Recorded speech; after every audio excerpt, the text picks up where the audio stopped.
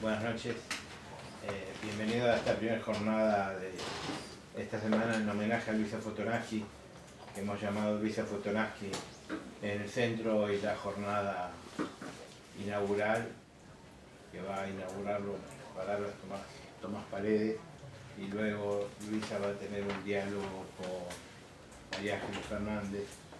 Quería agradecerles la presencia de ustedes y estamos muy contentos de hacer este homenaje a Luisa. Yo creo que es más que merecido, no solo por su calidad literaria, sino porque yo creo que es realmente una poeta, ¿no? O sea, ella vive para la literatura, y para ella la literatura no es un medio para nada, ni para ganar dinero, ni para ser conocida, ni para ganar un premio, sino que es un fin.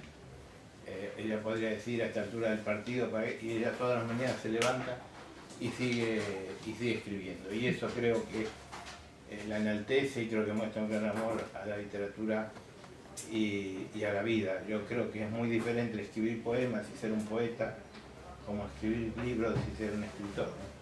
Creo que son pocos. El otro día me pasó una cosa insólita, una chica que era influencer, que debía tener, no sé si llegaba a los 20 años, se presentó: soy escritora, voy a publicar mi primer libro el año que viene. O sea, lo cual me parecía, o sea, era escritora antes ni siquiera de publicar, ¿no? Yo creo que ser escritor o poeta es otra cosa que tienen pocos, ¿no? Y bueno, Luisa Fotonaschi es uno de los que lo tienen. Ha vivido la mitad de su vida en París, como dice una samba de Mariana Walsh: como el argentino de los tangos, te quedaste solo en París, ¿no? Y un amigo mío, muy querido, un gran hispanista que lamentablemente ya ha fallecido, decía que los argentinos para perfeccionarse tenían que vivir en París. Entonces Luisa está muy perfecta, porque ya son unas cuantas décadas que vive cerca del Sena y no en el Río de la Plata, como es su origen. Así que bueno, nada más, los invito. Esta semana hemos lanzado 2 libros que se los presentamos el jueves: uno es Asteriscos, un libro con poemas inéditos de Luisa, prosa poética, que presentamos el jueves junto a Masculino Singular, que está escrito en colaboración, que también está aquí con Lucía Iglesias Punt, que es en cierta manera no la segunda parte, pero que va en la misma línea de Las Malqueridas, que hemos presentado el año pasado. Obviamente uno está referido a personajes masculinos y otros a femeninos. El año pasado publicamos Corteza, Fulgores y otros poemas, que digamos reúnen poemas escritos hace mucho tiempo y que por estas cosas de la edición de la poesía se perdieron en el tiempo, y lo recuperamos, y una parte de poemas inéditos. La verdad que la relación de nuestra editorial, esta editorial es relativamente nueva, la de Libros Hechos por Imprenta. Si bien hace 17 años hicimos un avance que fue que fue un homenaje también, porque se hicieron 70 ejemplares cuando ella cumplió 70 años, de esta que es de una novela, quedan muy poquitos ejemplares, y antes habíamos hecho Desaires con José Antonio Berni, que acaban de nombrar, y también lo usamos como... ¿Hace 20 lo usamos? No, ¿20?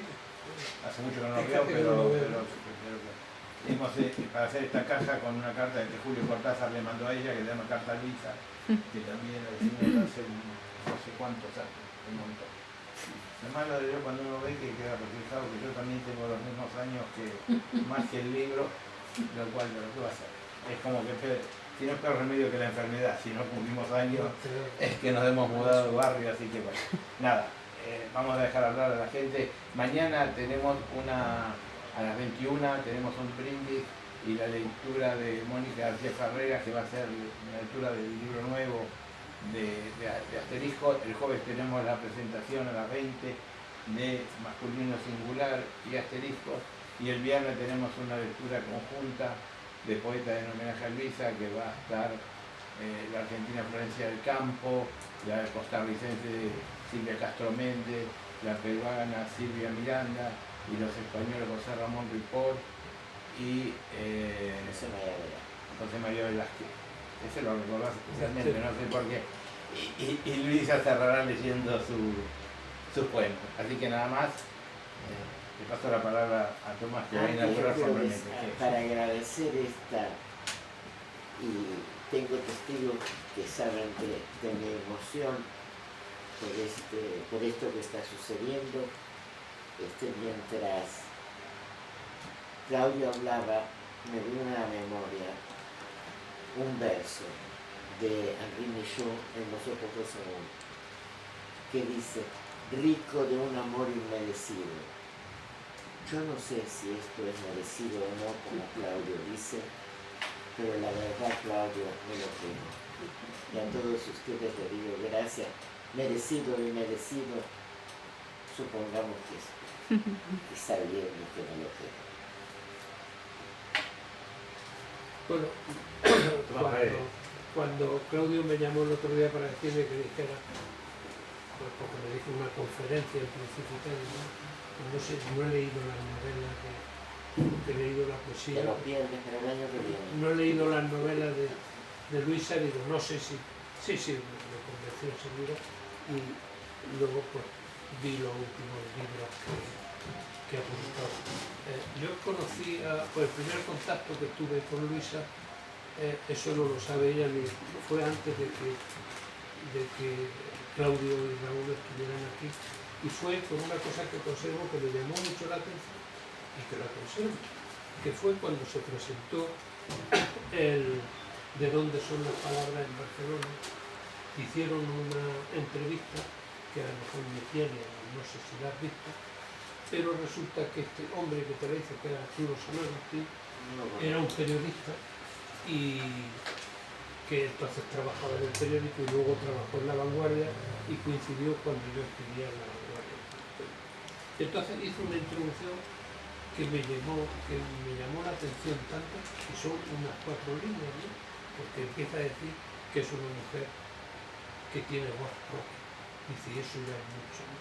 Y luego dice que tiene en la voz a cuchillo, que aquello me dejó de tonto, ¿no? Y que era un terremoto de inteligencia. Yo cuando lo vi a le dije, oye, esta mujer ha escrito, son 5 líneas lo que escribe. Y entonces, desde entonces yo tengo noticia de lo que es... No te lo voy a poner. No. Quiero decir, es que es muy del llamativo. 98, ¿eh? Mira la entradilla. Sí, es que sí, es cuando presentó el libro de dónde son las palabras, que ahí lo dice, ¿no? Y entonces yo, pues, realmente luego conocí a Luisa más tarde, ¿no? Y conocí a Luisa más tarde, pero he ido teniendo otros libros, ¿no? Y los libros que tengo son, el primero que tengo es El corazón de los lugares, ¿no? Que me parece uno de los libros más mollares de Luisa, ¿no? Hay un verso que dice: prestadme un niño que es imperioso, que conozca, que aprenda las ciencias del viento. Eso, si no lo dice un poeta, no lo puede decir nadie, porque dice qué es, qué no es. Bueno, tiene ese poema, ese libro tiene unos poemas preciosos. El primer libro que Luisa publica, lo publica en Potosí, que hay que ver qué connotaciones tiene con la lengua española, porque aquí, ahora ya no sé las expresiones, no sé, pero antes a algo muy valioso se le decía vale un potosí. Bueno, pero en su primer libro que publica, que es Trago Fuerte, lo hace en Potosí, pero es que luego ha publicado en Nueva York, ha publicado en París, ha publicado en España. Tiene relación con Roma. Es verdad lo que tú decías antes, que muchas veces más o menos dice esta palabra de a qué idioma es o a qué idioma pertenece, ¿no? En fin, yo tengo varios libros y por esos que tengo otras lagunas, ¿no? Pero yo puedo hablar desde lo que tengo, ¿no? Y tengo Babel, que fue un libro que todo el mundo dice que es su mejor libro. Yo creo que no sé si es su mejor libro, porque luego los poetas muchas veces se molestan cuando le dices este es el mejor verso del libro, y dice ¿qué? Y los restantes ¿qué son? Este es tu mejor libro y 30 libros más, porque es que hay que ver lo que ha escrito Luisa, pero novela, ensayo, poemas, una bibliografía inmensa. Y yo tengo también el prender de gajo y de dónde son las palabras. Y bueno, y últimamente pues he leído lo que Claudio me dio, que fueron los 3 últimos, ¿no? Yo le hice en octubre de 2005, yo le hice una entrevista y la publiqué en El Punto de los Artes, y ahí pues Luisa me dijo algunas cosas que lo recuerdo además, ¿no? Porque decía, cuando yo decía quién son tus referentes como poetas, ¿no? Y ella decía primero el Eclesiastés, luego Borges, decía Saba, Enrique Molina y Michaud, Henri Michaud. Y luego decía una cosa muy bonita que decía: las palabras, la poesía no solo son la palabra, que era el lema de Mallarmé, ¿no? Que la poesía se hace solo con palabras, y la poesía se hace también con sueños, con memorias, con viajes, con otras cosas, y evidentemente es así, ¿no? Hay un inconveniente. Los poetas tienen muchos inconvenientes, y es que no carecen de lectores, normalmente. Pero Luisa tiene otro, y es que las personas que viven fuera de su país de nacimiento, pues al final acaban siendo de ningún sitio. Yo tuve mucha relación con los pintores de la escuela de París y relación de amistad, ¿no? Magníficos pintores como Clavel, Vilator, Subirá Puig, Guansé, y al final se han quedado en tierra de nadie, siendo magníficos y teniendo muchos premios, porque hay que ver la cantidad de premios que tiene Luisa. Pero está uno ahí, ¿no? Y se queda, pues eso, como un extranjero en Argentina. Dicen, te fuiste, y ya desaparece. Y a París pues, no deja de ser un extranjero siempre, aunque te acojan. No, no te acojan. Bueno, quiero decir que, bueno, que hay una pretensión francesa de siempre de que es un país de acogida. Es verdad que hay de todas las naciones, pero luego hay sus problemillas, ¿no? Pues visto esta relación de libros que yo he dicho y que tengo y que conozco, ¿no?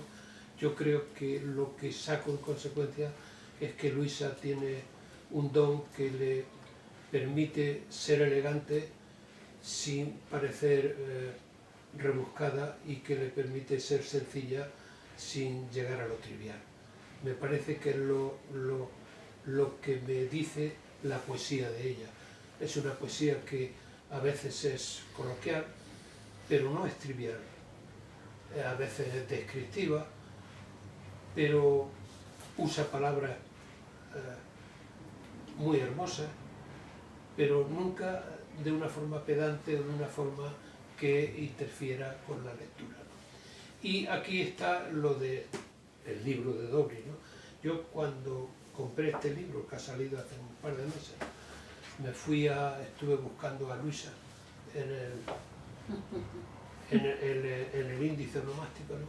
Y no aparecía, ¿no? Lo he leído de arriba abajo, ¿no? Y me parece un libro, el libro se llama América en sus poetas, ¿no? Y cartografía lírica de un continente, y quiere hacer una relación desde Canadá a Argentina. La hace.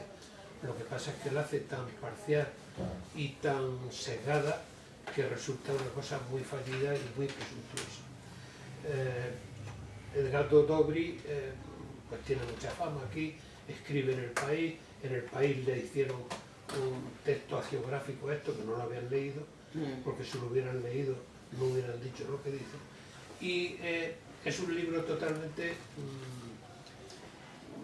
arbitrario, y además donde le dedica 2 capítulos a Tamara Kamenzáñez, que es muy complejo leerla porque usa un lenguaje que no sé si es ensayo, no sé si es novela, no sé lo que es, pero de lo que menos tiene de poesía. Hay un libro que se llama La Casa Grande, ¿verdad? Es complicadísimo leer porque está haciendo juegos con palabras, luego es un amante del lenguaje inclusivo, ¿no? Y este Dobry lo que hace es una defensa del neobarroco tremenda. El neobarroco es un movimiento que surge en los años 60-70 en América, y que digamos que el principal neobarroco era Severo Sarduy, y entonces Severo hizo además un ensayo sobre esto, pero la poesía de Severo no tiene nada que ver con esto. Ahora él luego mete ahí en el neobarroco a todo el mundo, a Alejandra Pizarnik en neobarroca, Zurita en neobarroco, y luego hace una defensa aquí tremenda, porque fíjate, estamos hablando de un continente en el que dedica un capítulo a Borges, un capítulo a Whitman, un capítulo a Poe, un capítulo a Ashbery, 2 capítulos, porque lo ha traducido.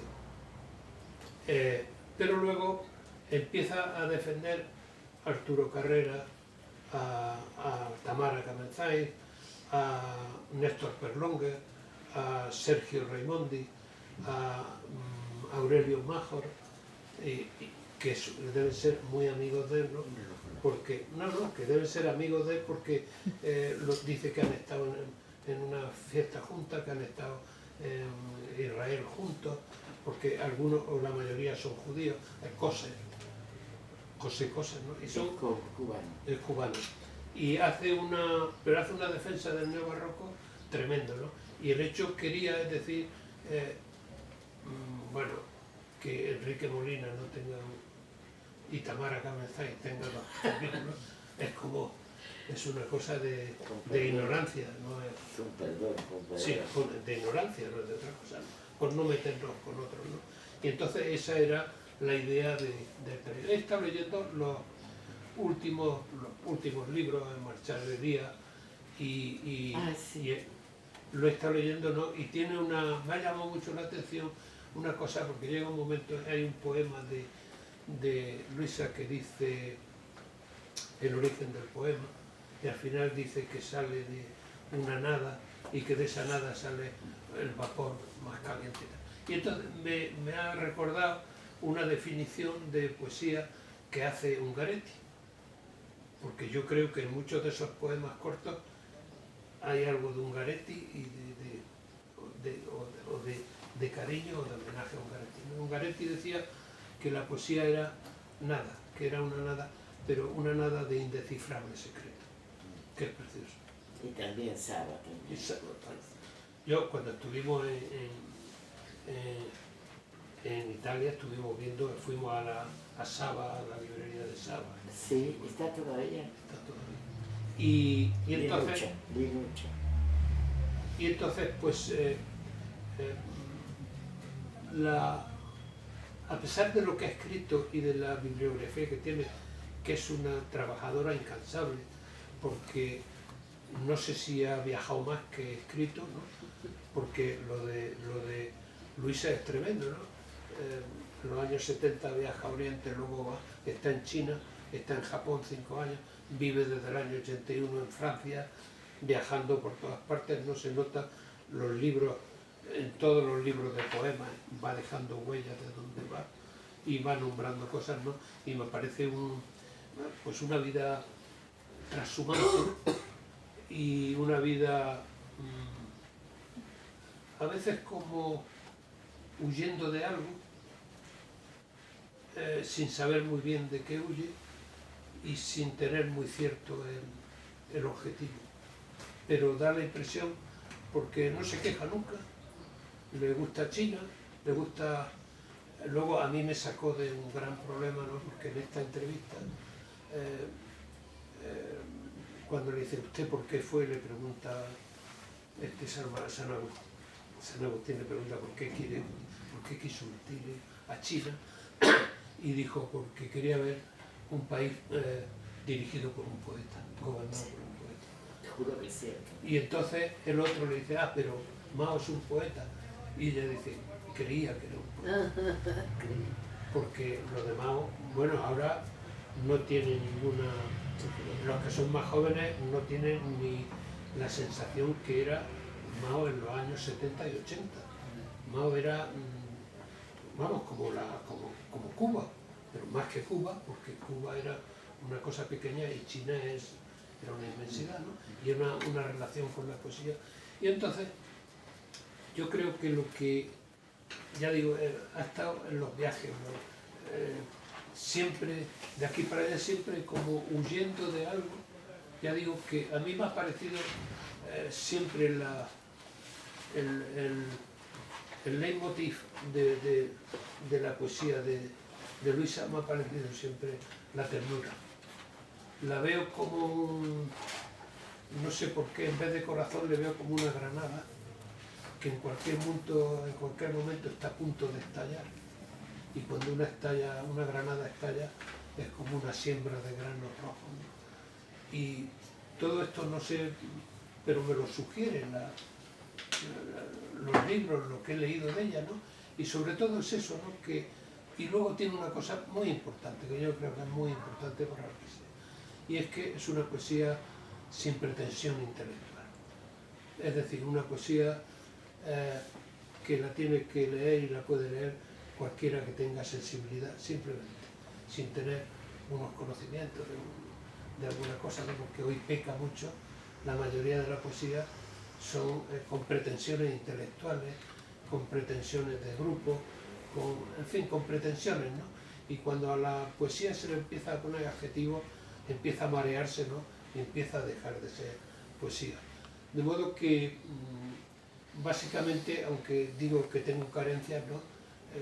Conozco y estoy imbuido de la poesía que hace Luisa, y decir estas palabras para mí es un honor, porque me parece una poeta de una calidad extraordinaria y sobre todo poeta. Y eso, pues, lo que decía Claudio parece que no tiene importancia, y lo tiene mucho, ¿no?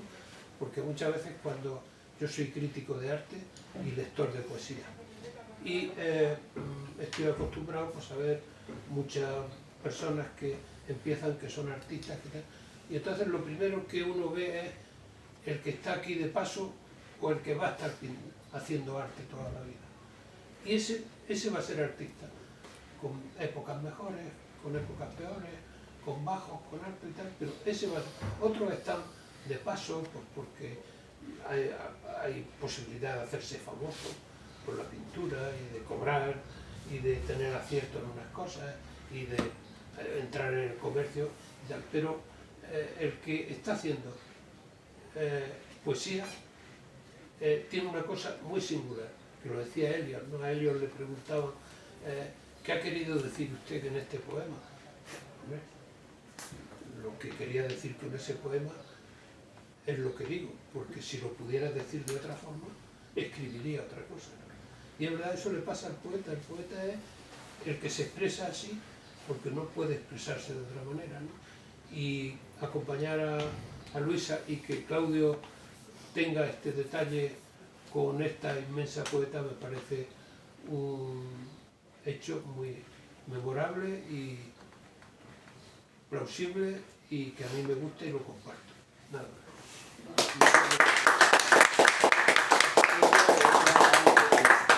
Absolutamente no completa, es parte de lo que dijiste. Esto nos pasó hace muy pocos días. Esto que estoy llorando ahora, lo lloré yo lloro muchas veces, ¿no? Esta temporada de llanto. Entonces, hace muy poquitos días fuimos con Lucía a ver una exposición que es Matisse 4154. Parece el psicoanalista que siempre te dan. Tengo experiencia por eso. Entonces, era la exposición 4154. Y vos llegabas, sabés que este hombre se estaba quedando ciego y tenía un super cáncer. Y ves el esfuerzo que tuvo que hacer para hacer esos papelitos pegados en la tela tan maravillosos, que entras en la exposición y está la serie Jazz de Matisse, y bueno, me puse a llorar como ahora, así que tenés toda la razón del mundo de decir que, bueno, ¿qué otra cosa podía hacer Matisse sino jazz? No podía. Y haberlo visto y haberlo llorado toda la exposición también es un regalo que me permitió hacer la vida. sin duda. Bueno, esto es una parte del llanto, ahora llanto 2.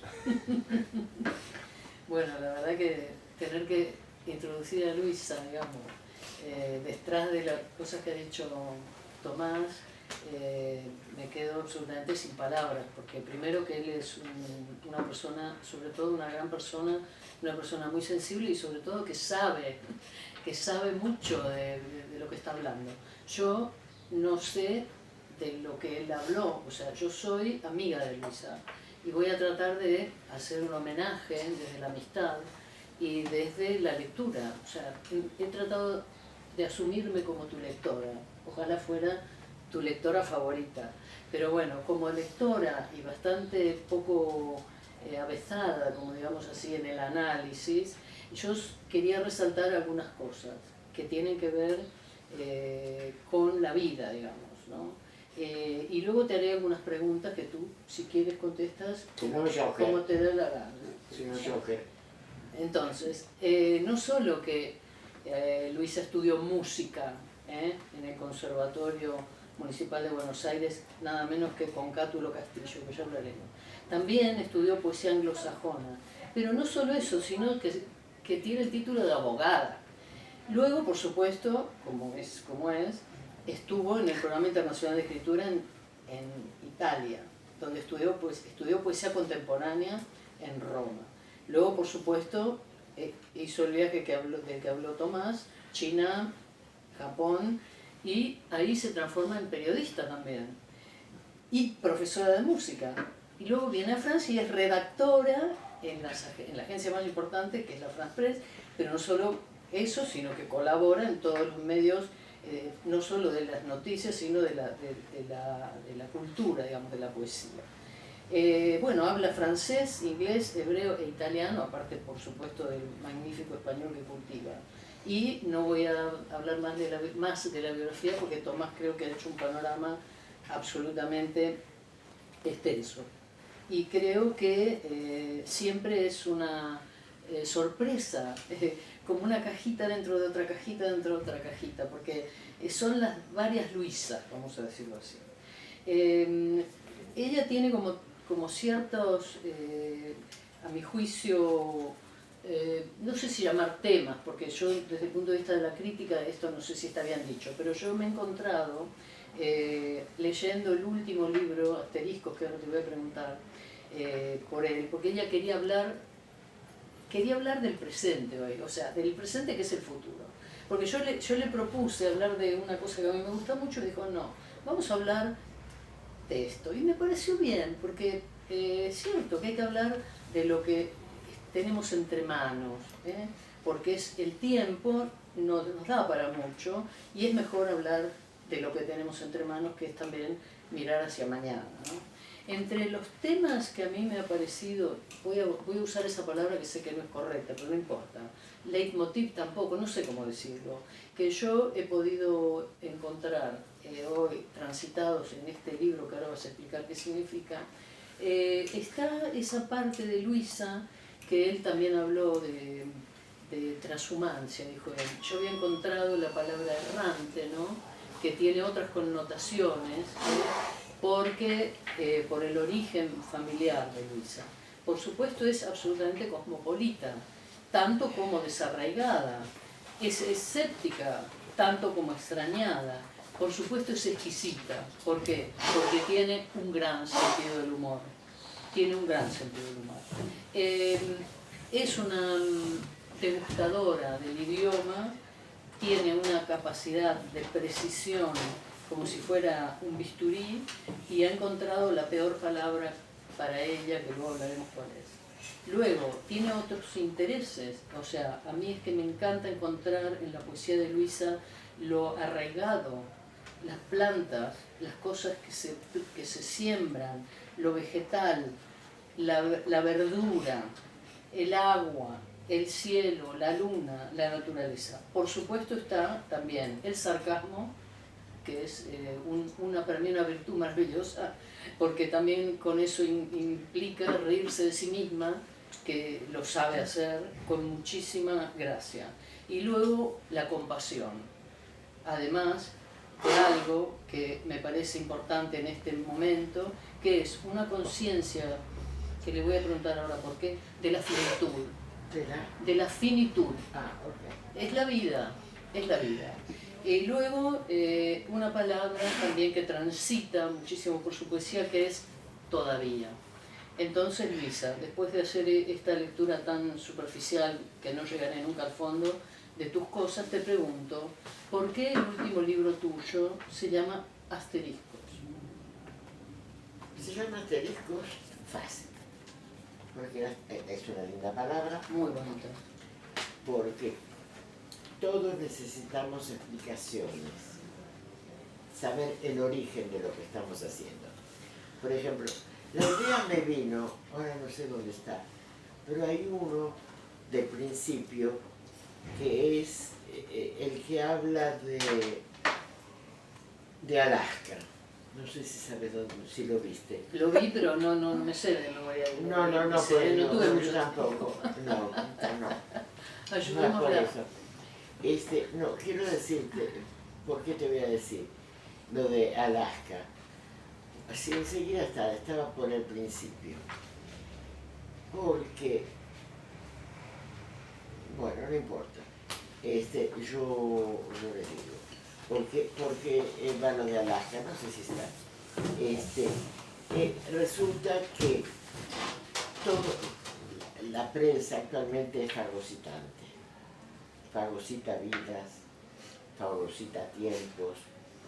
O sea, hoy solo Zapatero, ayer solo el tipo de Epstein, Ah, bueno. o Trump, o lo que sea, fagocita y tira, fagocita y tira. Entonces, toda una semana yo estuve mirando estos dos infelices de Trump y Putin caminando por la alfombra roja, dándose la manita y todo eso, y me dije, esto mañana ya no va a estar.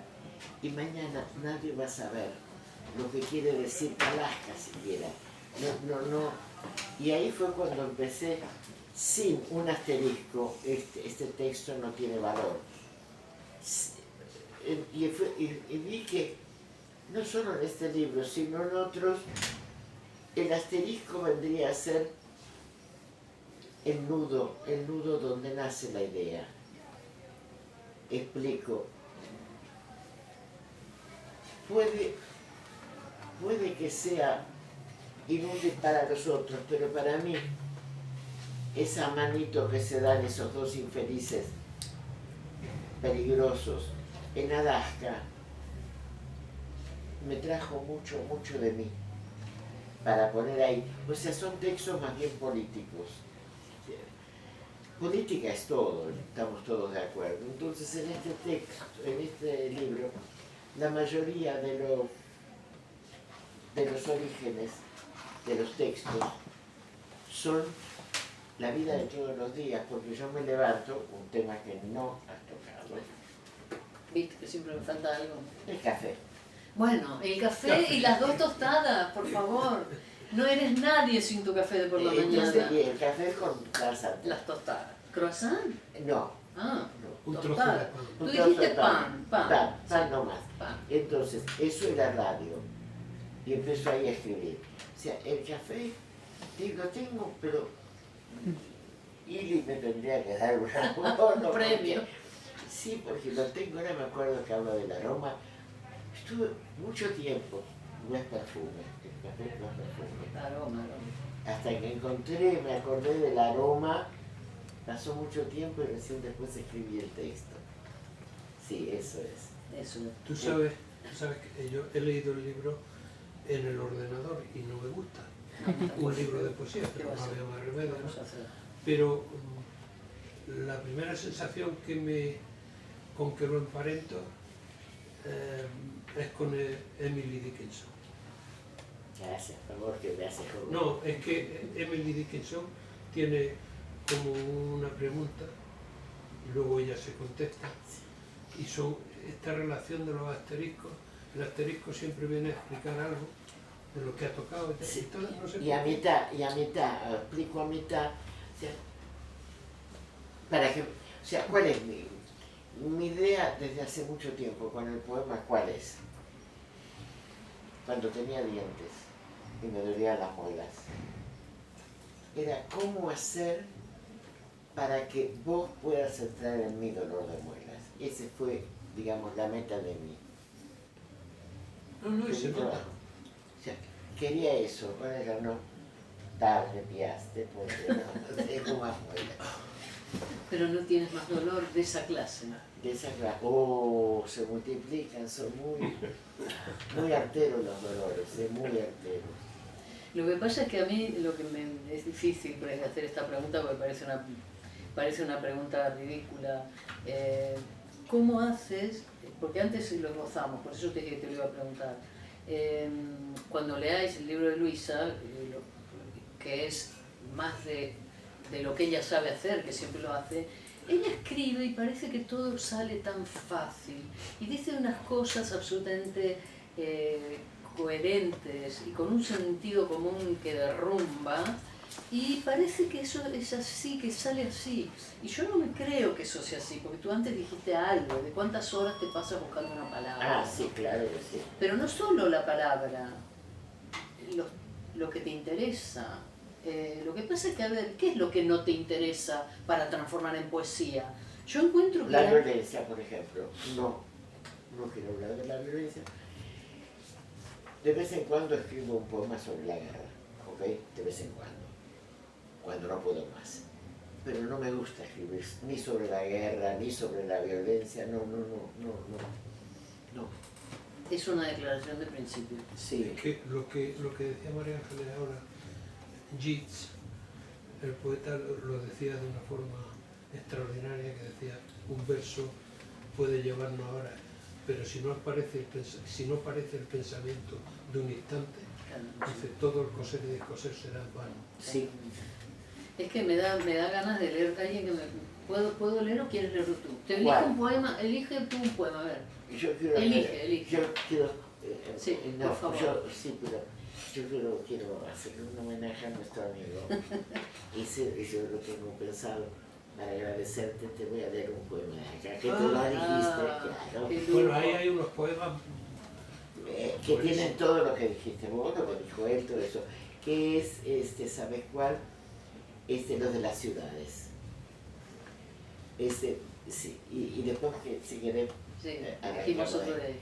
Sí, no, yo hay otro verso ahí precioso que dice el lugar de... Es decir, no hay otro lugar como el corazón ajeno que te cobija, no dice el verso así. Ahora me acordaré cómo es, pero... Escucha, ese es uno solo, ¿eh? Bueno, máximo dos. Eso se llama, se lo dedico acá al maestro que lo leyó. Estados de la materia. Las ciudades, como la gente, son líquidas, sólidas o gaseosas. Viena, por donde la mires, es recontra sólida. Le van bien los elefantes de porcelana, verdaderos un poco menos. También los animales con cuernos prominentes, los dolores para adentro, no. De romanticismo y prerrafaelitas ni le hablen. Le quedan de perillas los húsares y comerciantes locales con pliegues de grasas semiocultos por las pulcras toallas de los baños de vapor, la nostalgia por los penachos, los saludos con el brazo en alto y la música marcial. Buenos Aires es gaseosa, desmemoriada, tirando a líquida, pura humedad viscosa goteando por muros de desasosiego, una madreselva madura y tenaz quedó prendida en mi jardín que nunca existió, porque tal es el destino de ciertas madreselvas y algunos tangos. Entre los hoyos de los adoquines, corriendo la neblina, espejea la Cruz del Sur. te solloza quedito, resoplando la manivela de vivir. París es veteada, con mayor porcentaje sólido que gaseoso. La politesse cada tanto la desquicia. Se besa la cabellera que alguna vez fue graciosa y ordenada. Pierde los tacones corriendo por distintos manicomios y los ríos arrasan como si fueran un Amazonas cualquiera. Los puentes, los diques se desmoronan, se los llevan los ciclones, los tornados, los castillos de naipes y cambia, París siempre cambia. Por un rato, la máscara y disfraces. ¿A quién toca hoy hacer de San Jorge? ¿A quién de dragón herido y querendón? Cuando se pierde la cuenta de los muertos, hay que empezar de nuevo. Se me traban, o nunca supe, las tablas de multiplicar. Qué bonito. No tengo, o sea, no sé analizar eso, pero Yo tampoco. pero veo tu vida, ¿sabes? No sé cómo decirte. Te veo caminando por la ciudad y tomando apuntes no sé dónde, supongo. ¿Tú vas con una libreta por ahí o no? A ver, cuando yo, mira, pierdo, o sea, se me rompe la computadora, perdí todo en esa cosa, no hice, lo dices ahí, sí. no hice resguardo, todo eso. ¿Sabés quién llevaba siempre cuadernitos y siempre que abro cuadernito pienso en él? Bioy. Bioy llevaba siempre cuadernitos. Yo creo que ahora empezás con el cuadernito escribiendo la obra completa de Proust y acabás anotándote una palabra que no querés dejar perdida. Eso es lo que hago ahora. Por ejemplo, patera. Dime. Es la palabra más triste del universo. O sea, no me hagas llorar. No quiero hacerte llorar. Sí. Bueno, esa es la palabra que decía Luisa, que es la peor palabra. Tú dices la peor palabra. Sí. Y es, evidentemente, la más triste también. Porque es la peor, porque es por culpa nuestra que esa gente se está muriendo. O sea, te das cuenta, el Mare Nostrum se ha convertido en un cementerio por culpa nuestra. Sí. Siempre que hay algo horrible, alguien se está beneficiando, ese es el problema. Sí, pero, viste... Ya, bueno, por eso no se resuelve, porque alguien se está beneficiando. Porque si esto no beneficiara a nadie... Yo la primera vez que oí hablar de las pateras fue por una crónica policial. Antes teníamos la ventaja de poder leer los diarios y ahora ya no tenemos. Te tenés que conformarnos con lo que te dan las redes. Y era que un marino, por las costas tan hermosas de Grecia, un marino tenía muchos inmigrantes y los tiró al mar. Y el capitán sigue siendo capitán y los tipos están... Sin palabras. No, es que tienen los mismos 4 litros de sangre que vos, esa gente. Bueno, es eso lo que mueve la tragedia de la poesía también. Escucha una cosa, Luisa, bueno, este libro está dividido en secciones, una se llama, creo, no sé, asteriscos, Sí. otra se llama híbridos Y otras genealogías. y otras genealogías. ¿De cuál sección de estas quieres leer otro poema? Yo quiero leer otro de acá. Ah, pero si es rebelde, ¿no ves que es rebelde? Y el otro de acá, que sí, no me acuerdo si quería leer. Me parece que no Todo tenía. lo que quieras, ¿eh? Yo quería leer uno de acá porque estas cosas de las ciudades y todo, como a Tomás le gustó. Sí. O sea, tú le haces honor a Tomás, pero no a mí. Bueno, Y yo bueno, te ¿qué uno vamos de a hacer? acá. Hay clases y clases, ¿qué vamos a hacer? Bueno, Sí. pero eres su primer amor, nena. Ah, ahora entiendo. El verso este es precioso, ¿no? Capital único, intransferible, el lugar que conseguiste en corazón ajeno. Qué bonito eso. Precioso. No sabía que lo había dicho yo. Bueno, te dedico uno. Venga, eso me hace mucha ilusión. Te dedico uno que te va a gustar. Ay, Te voy a decir, ya está. Sí, a ver. A ver si lo sé leer porque este era porque me lo leí y este no, como no lo vi, como nadie me lo mostró, este no sé. Bueno, como lo escribes, como lo has escrito tú, seguro que te reconoces. A ver, La rosa y los pétalos. Bajo el título La rosa de 13 pétalos, en las redes se encuentra un libro de divulgación sobre la cábala y las fiestas de guardar en el judaísmo. La tira de videos pornos de muy jovencitas meneando por delante y por detrás sus escuetas anatomías. Aparte, bajo el nombre de las 13 rosas, el recuerdo de un grupo de muchachas, algunas miembros de las juventudes socialistas, fusiladas frente a los muros del madrileño cementerio de la Almudena por orden del dictador Francisco Franco el 5 de agosto de 1939, a 4 meses de finalizada la guerra civil. La manzana no cae lejos del árbol. Una hija de Madame Curie promovió en París una campaña de protesta por las 13 rosas. Libros y una película de 2007 recuerdan esta siniestra mancha de la historia.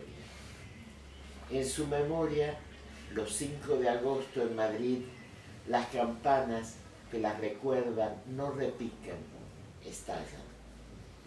En Barcelona, en 2024, en el barrio La Marina del Prat Vermell, se inauguró el Parque de las 13 Rosas.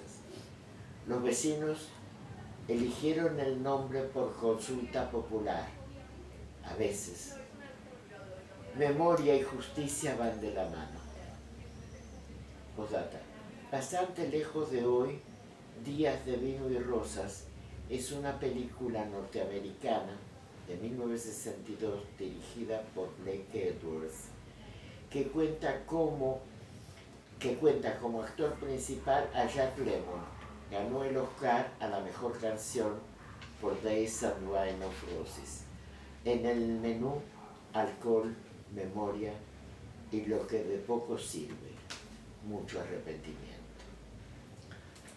Es muy conmovedor. Esos son los asteriscos, ¿ves? Los asteriscos. Es muy conmovedor que hayas elegido eso. No sé, ¿tú sabías algo de la historia familiar mía? No voy a hablar de mí. No. Bueno, lo que pasa es que es una historia como tantas que compartimos los hijos de inmigrantes, como tú, que hay cosas que no se hablan en una familia. Sí. Yo me enteré hace poco, digamos ahora 20 años, 25, hace poco, que una de las 13 rosas era, prima hermana de mi madre. Y fue una cosa oculta. ¿Viste que te lo dediqué sin saber? Fue una cosa que nunca se hablaba de eso.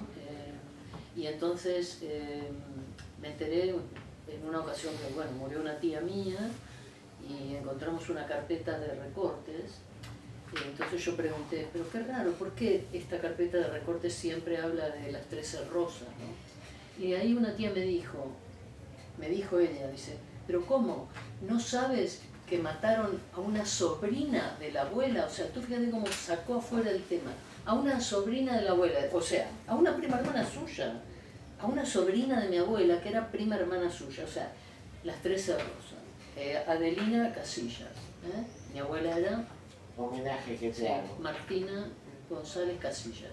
Y yo me conmovió mucho cuando lo leí, pero no pensé cómo funciona esto, ¿no? De corazón, no sé cómo, bueno.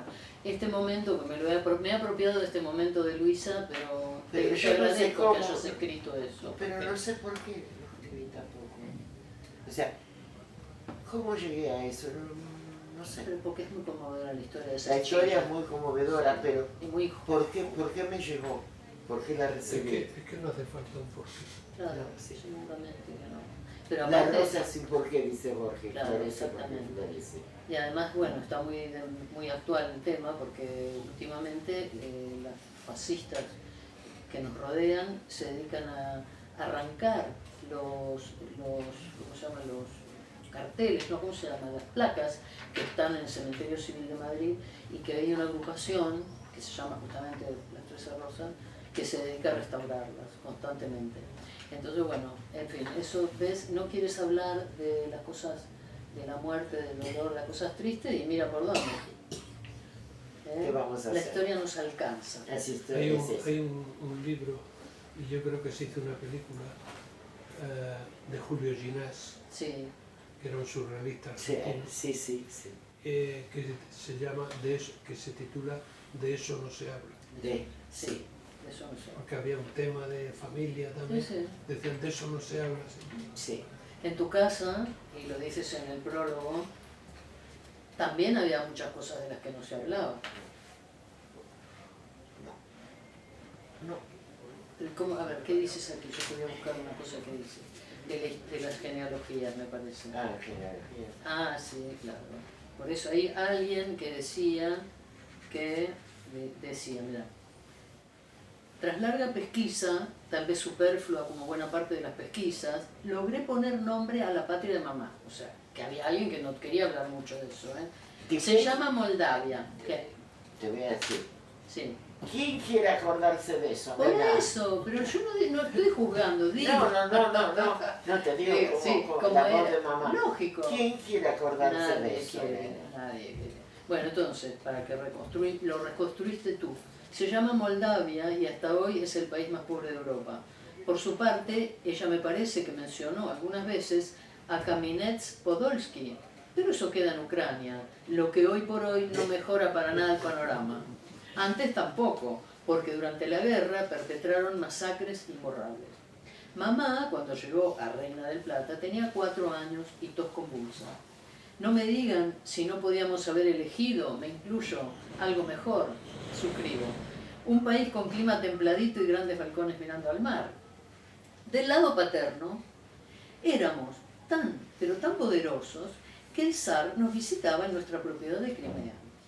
Tu bisabuela era condesa, la misma que acabó vendiendo pañoletas tejidas a mano en un altillo del barrio de Boedo, en tanto que mi abuela nos dejó de años 19 al nacimiento de papá, quien a su vez vivió toda su vida con la ilusión de tener una hija que llevara el nombre y fuera santa como su santa madre, que vengo a ser yo.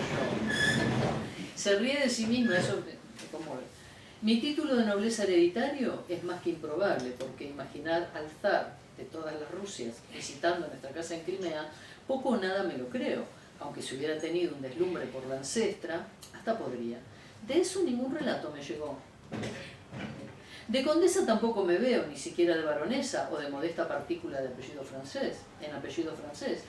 Todo esto me pone triste a más no poder. Me agota y son apenas las 5 de la madrugada. Y amanecer es un lugar que queda de lo más lejos.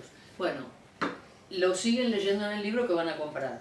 Porque, o sea, esto no es que quiero que nos pongamos a llorar de nuevo, pero esta parte de nuestro pasado de inmigrantes, en tanto y en cuanto te ha supuesto motivos, vamos a decir así, o inquietudes para reflejarlo en tu absoluta vida de escritora. Sabes, y vos lo sabes también, el poeta es una esponja. Por ejemplo, la cosa más terrible que tengo sobre la inmigración, sobre todo de los judíos que venían de estos lugares, no es propia, me la dijo Gustavo Corsats, que por lo conocés, que es un pintor argentino. Llamábamos un día así normal, o sea, yo la puse como si fuera propia, pero podía haber sido. Y Gustavo me cuenta que sus padres vinieron en el barco, que no era el barco de los míos, y tenían un bebé, y se cayó al mar. Y ahora viene, y dijo, ¿cómo? Respuesta de Gustavo Corsat. ¿Y qué queréis que hiciera? ¿Que parara el barco?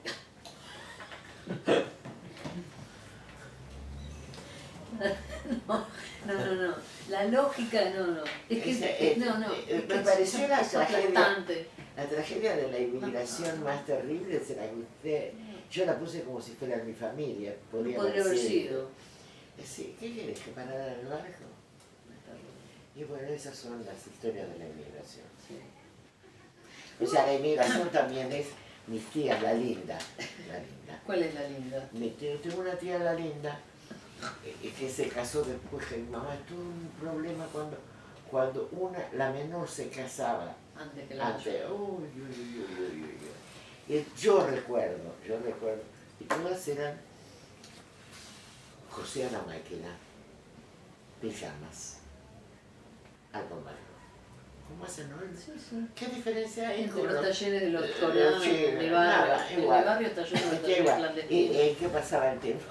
Mi tía, con una gilet, modificando la cédula de identidad para parecer más joven que mi mamá. Y bueno, Y funcionaba. claro. Así que de eso estamos hechos. Bueno, escucha, ¿por qué en Vidas Ejemplares te metes con determinadas, ¿cómo te diría?, estereotipos? Por ejemplo, Juárez. Vidas No Ejemplares. sé, pero viste cómo me encanta lo de las vidas ejemplares. A ver, el título. No, pero bueno, el título es genial porque nosotros, acuérdate, no sé, la escuela, yo hice la escuela, una escuela y otra. Pero había vidas ejemplares y benefactores de la humanidad. Exactamente. Había vidas ejemplares en la colección Vichy. Que Dios me perdone. Uno de los que hizo, esto es precioso, que eso no lo escribí nunca porque conozco a la chica y todo eso, pero lo puedo decir. Teníamos que estudiar, tenía cierto, se vendía un poco un libro que era Benefactores de la Humanidad, ¿no? Y el tipo que había escrito ese libro, no sé si fue o zafó de ir en Cana, iba a decir, a la cárcel, porque había vendido terrenos en Pinamar, en Miramar, que quedaban en el fondo del mar. Obra de producción literaria, Benefactores de la Humanidad. Claro. Temas crecidos. Bueno, no, digo, vamos a entrar en esto, por ejemplo, vidas ejemplares. Mercedes Andasola. Ay, sí. Andasola con Z, porque puede ser anda sola también, ¿no? Es una mujer de apariencia apocada, voz grave y cálida, morena, de estatura media, y de no ser por sus ojos muy brillantes, no te detendrías demasiado en saber de ella. ¿Por qué escribiste sobre esta mujer? ¿Y por qué escribí sobre las otras y por qué escribí sobre mi mamá? ¿Por qué escribo sobre mi mamá que no le puedo mostrar los libros a mis hermanos? Por eso, porque, o sea, hay algo en Mercedes, en mi amigo el Ñoqui. En el Ñoqui, me encanta. El Ñoqui, sí. Que son un denominador común del escarnio del autoescarnio a veces que nos conduce a nuestra sociedad. Pues son, ¿cómo te puedo decir?, denominadores comunes de nuestros espejos ante lo que tú decías,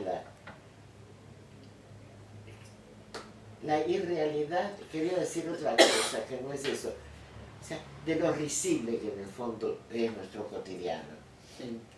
O sea, por suerte la poesía lo salva del horror. La poesía no sé si lo salva, lo evidencia. Lo evidencia. O sea, la función de la poesía no es salvar nada, es poner el dedo en la llaga.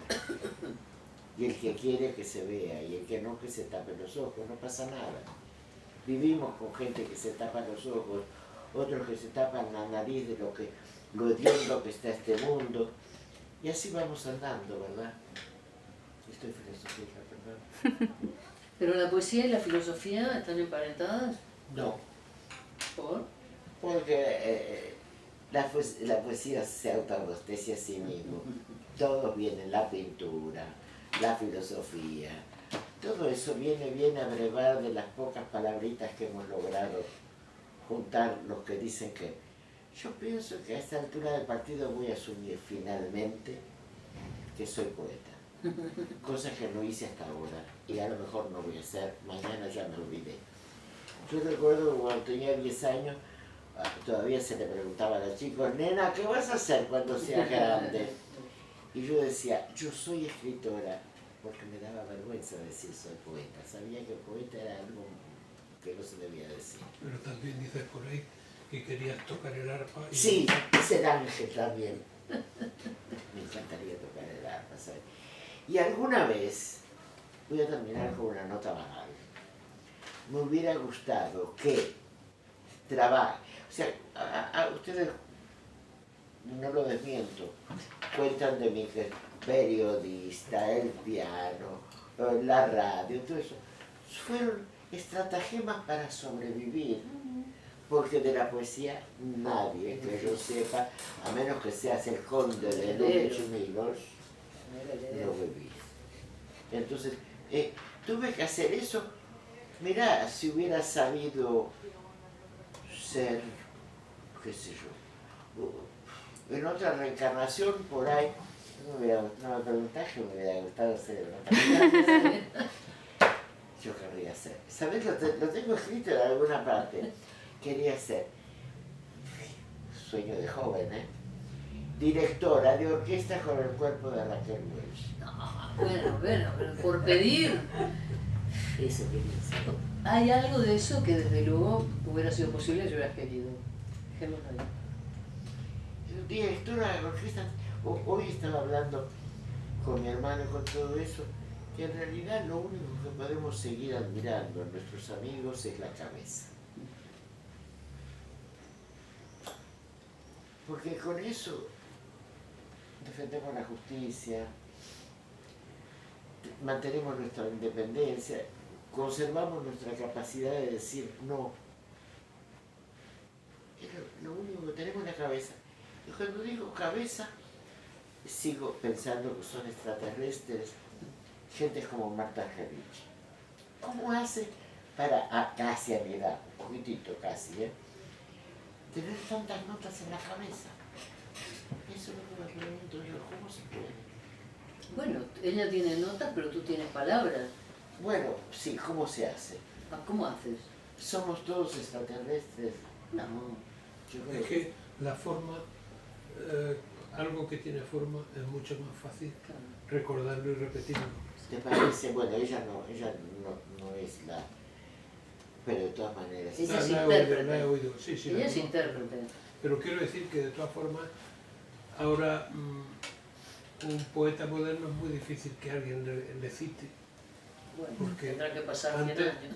Ya, pero antes todo el 50. mundo sabe un soneto de Quevedo, Ah, sí. sabe un soneto de Lope, Sí. sabe un soneto de Cervantes. Ahora dice, un soneto de Gil de Bierma, no lo sabe nadie. No, no. Es que merece que entre en tu sistema nervioso el problema de Gil de Bierma cuando tenés el de Lope, no ocupa demasiado lugar. No, No sé, no. que Gil de tú Bierma. lo dices, no sé si en esta o por algún sitio lo he leído, es decir, el problema que tienen los españoles es la forma, el respeto a la forma. O sea, hay veces, puedo ser un cachito mala. Sí. Por fin. Un cachito, Autorízate. un cachito, sí, bueno, me voy a autorizar. Puedes pecar cuanto quieras. Mira, voy a ser un poquito mala. Resulta que al abordar contemporáneos que conozco de la poesía española, a mí me parece que hay que saltarle los botones del corsé. Esa es la crítica que yo les haría. O sea, y además otra cosa que hay que evitar, o sea, en el Caribe hay que evitar a Darío y el chico este, ¿cómo se llama? García Márquez y todo eso, porque son contagiosos y te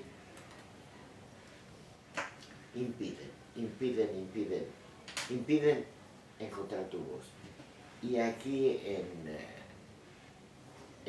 España yo creo que hay que divorciarse, un poco, un poco, del 27, de Lorca, de todo eso, porque nadie podrá ser un buen amigo de Lorca, jamás.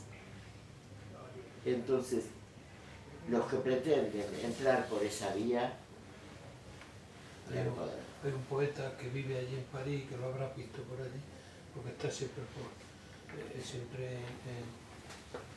en los cafés famosos en el Delta, que Adonis, Ah, sí, sí, pero luego es un imitador de Lorca sí. y lo quieren por muchas vueltas que le den. Sí. Él dice que le gusta mucho Lorca, pero claro, que te guste mucho un autor No quiere quiere decir decir que le copie o que intente parecerte. sí. Nadie va a poder decir en el mundo arbolé, arbolé seco y verde, y nadie lo podrá traducir. Doy fe. Ya está dicho. Doy fe. Traducir a Lorca debe ser pecado mortal, para quien lo intente. Es un horror. No se puede. Yo intenté buscar algunas traducciones y en francés es un horror. Y fíjate que está hecho por hispanistas, Sí, claro. que lo hacen con cariño, con no sé qué. No, no se puede. No se... Yo creo que Claude Esteban hizo unas Pero- traducciones, pero que tampoco no valen nada. No vale nada. O sea, el único que intentó un poco traducir, que era un gran poeta también, no a Lorca, sino a otros autores, sin que perdieran su sello natal, es Raymond Queneau. Que no, bueno, era un gran escritor, un gran poeta. Por eso su respeto hacia la traducción ha sido muy grande. Los autores que... Pero yo hoy, este hombre hace un canto a Ashbery, a John Ashbery, y yo diciendo que es la música que suena, ¿no? Y lo de John Ashbery es un disparate que a veces tiene, era un crítico de arte también, Sí. y en Francia vivió de la crítica de arte, pero quiero decir que es una cosa un poco disparatada, ¿no? Diciendo, bueno, ¿quién le coge a este? Claro, todo el mundo, hoy el problema que tiene es que la cultura es de oído. Hablan de oído de un autor, No, empieza a sonar. no, empieza a sonar no son las redes. Lo dijo en Facebook o lo dice, ¿cómo se llama la otra? Instagram. ¿Qué me vas a decir? Que quiero... Nada, que yo Yo te- encuentro aquí. Lo que pasa que, o sea, vamos y venimos, no importa, ¿no? Es, 5 AM. Digo para que me acordé, ¿eh? Al amanecer acompaño la vida de 2 tazas de café y un buen trozo de pan. Asterisco. Hace muchos años, en un país que por entonces para mí había dejado de ser remoto, yo creía que enseñaba y los alumnos creían que aprendían los meandros de la escena de la ópera italiana. Una vez vino a visitarme una joven hispanista para preguntarme, en su país, ¿qué nombre tienen los panes? Sin duda, el primero que le contesté fue el pan casero. Luego creo que mencioné al flauta, al negro, los pancitos de Viena y el pan lactal. Ahora y aquí los panes desfilan con varios nombres, pomposos apellidos y elevados precios. Nada tan incongruente como el olvido del país y el nombre de la joven y el sabor que tenían los panes de los tantos sitios en los que me creí vivir. Qué bonito, Qué ¿no? lindo. Lo cotidiano. gracias. ¿Te das cuenta alguien que venga? Nos vamos, ya terminé, ¿eh? Esto es un asterisco. ¿Te das cuenta? Una chica que venga, no sé dónde, a preguntarte, ¿cómo se llaman en su país? Fans. Y que eso te quede dentro 20 años y lo saques 30 años después. Saltó con Amura. Está a vuestra disposición. Si Sí. queréis hacerle alguna pregunta, ¿no? Sí, no mucho. Bueno, tú si quieres responde y si no, no. Hay 2 palabras también que yo no sé si has dicho, pero que he visto que la utiliza mucho y que le gusta mucho, que es amanecer y atardecer. Sí, y la hora dorada, ay, la hora dorada, qué hermosa, ¿no? La hora dorada. No, Está no de paz. utiliza atardecer, pero la última hora. Sí, esa es la del crepúsculo. Si llegaste a esa hora y en paz durante el día es una maravilla. Ah, qué bonito eso. Eso es un poema. ¿Ves que sabes hablar y ya estás pensando en el próximo No poema? pienso. No pienso. ¿Cómo que Claro, no sí, pienso? sí. Salen espontáneos, no me lo creo tanto.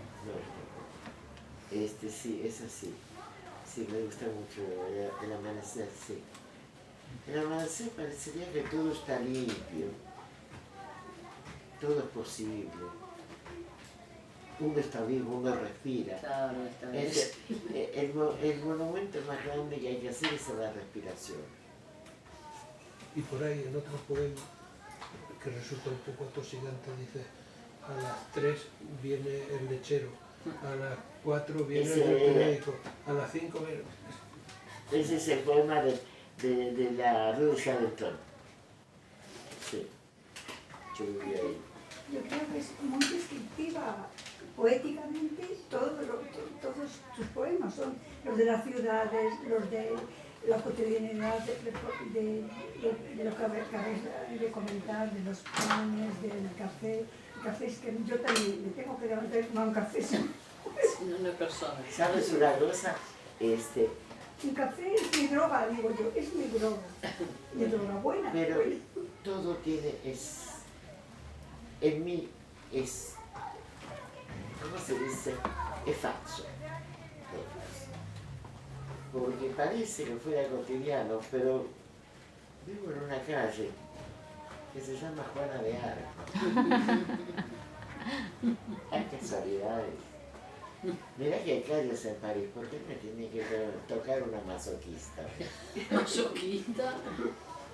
No me digas que los masoquistas aquí. Yo qué sé. Bueno, no sé, no estoy en su piel, pero bueno. A ver, en una revista literaria que tú me mandaste, quiero rescatar un poema que no sé si está incluido en algún otro sitio. En esta revista que me mandaste tú, que se llamaba Letralia, hay un poema que dice así: a modo de despedida. ¿Qué se escribe y qué nos queda? 2 puntos. Para mí un poema nos queda cuando, más allá de los rigores inevitables de la técnica, las trampas de la memoria, la luz, la seducción estética o la compasión atrapan. Sin alarde, lo invisible, el signo de admiración silencioso, la pulsión que extirpa la banalidad del instante y, sin mayor esfuerzo aparente, traduce las tragedias y palpa el viento. C'est bien. Je suis d'accord. ¿Estás de acuerdo? Sí. Tu definición de poesía. No es una definición, es un... Ahí, ¿cómo dice? A modo de despedida. A modo de despedida. Claro, para que me sigan invitando. Si llego. Siempre es... Uno llega a si donde llego. llega. Si llego. ¿A dónde queremos llegar? Escribir otro libro más. Bien, pero ya lo tienes pensado. ¿Eh? No, ¿Cómo? pensado no. ¿Escrito? Tengo solo el título. Ah, bueno. Tengo solo Muy el importante. Es muy importante. ¿Y lo Y quieres está contar ahí. o no? Sí. Bien. Porque ahora la vida me hace vacilar bastante. Entonces tengo una pierna más, que es el bastón, y me hace falta una más. Doble pierna. Que son los pasamanos. Los pasamanos, yo me agarro de este pasamanos, no sé dónde está el otro, se corta, está caliente, es de níquel, no es de níquel. En Argentina los pasamanos eran del metro y era una goma negra sucia a reventar. Y después en Tokio los pasamanos, hay señoritas muy atitadas con una gomita en la mano, para una gamuza en la mano para limpiarlo. O sea, voy a hablar de los pasamanos, los años. Lo que pasa es que tú antes comentabas con Lucía, ¿no? que las palabras no tienen un solo sentido, tienen, como eran capas que dijiste. Sí. Hay una cosa que ahora no está de moda decir la palabra de Israel, pero ahí hay un lugar que ahora no me acuerdo, que se ven por franjas los estamentos de 7 ciudades. ¿Sabes? No es En Jericó. por ahí, sí. Y se ve. Y bueno, en esos sedimentos hubo gente. Y entonces siempre me queda esa imagen de que una palabra no es la palabra. No es la palabra, sino es lo que dice a los otros, lo que te dice a ti. Absolutamente tiene que hablarte a ti para que pueda hablar a los demás. Bueno, son esas cosas en las que yo pienso a las 5 de la mañana. Con un café y un pan. 12 a veces café. 2 cafés. Bueno, Gracias por estar aquí. gracias. Gracias. Voy a decir esto todos los días, que lo que dije al principio, yo soy rica de un amor inmerecido, pienso, pero que todo amor es inmerecido en el fondo, así que me lo quedo. Gracias Claudio, gracias Raúl, gracias por